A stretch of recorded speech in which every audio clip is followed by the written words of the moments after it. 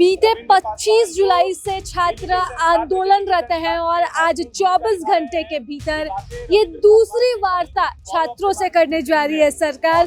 दूसरा दल था जिसे भी सरकार ने बातचीत के लिए आमंत्रित किया है। 4 मंत्रियों की डेलीगेशन अभी अंदर पहुंची है। छात्र 10:30 बजे से अंदर है, यानी कि अब कुल मिलाकर कहा जाए तो अभी बातचीत जो है वो शुरू हो जाएगी कुछ ही देर में।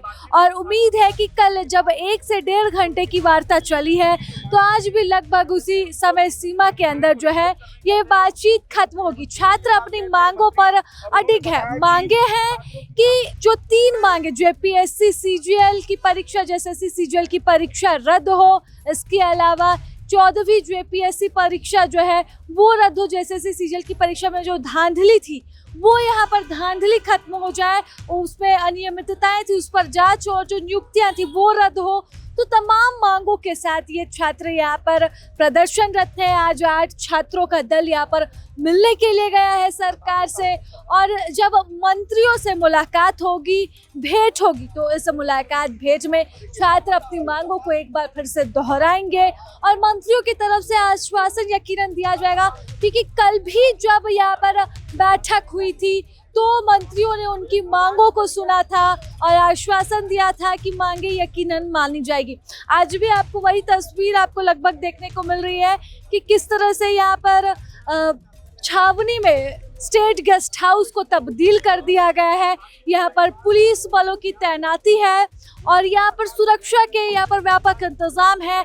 4 मंत्री अंदर है, 8 छात्र अंदर है। एसडीएम खुद उन्हें 2 गाड़ियों में लेकर आए हैं, यानी कि बातचीत शुरू है। और यकीनन छात्र इसी उम्मीद में है कि कुछ बेहतर फलाफल निकले इस बातचीत का। एक निष्कर्ष तक पहुंचे छात्र। कल दूसरे गुट ने मुलाकात की थी, आज दूसरे दल के लोग जो है वो मुलाकात कर रहे हैं। मांग एक है, भले ही दल अलग अलग हो, और एक ही मांग के साथ ही अपनी मांगों पर अडिग हैं। उसमें किसी भी तरह से कोई कोताही नहीं बरती जाएगी। कोई बदलाव की संभावना यहाँ पर छात्र फिलहाल तो नहीं कर रहे हैं।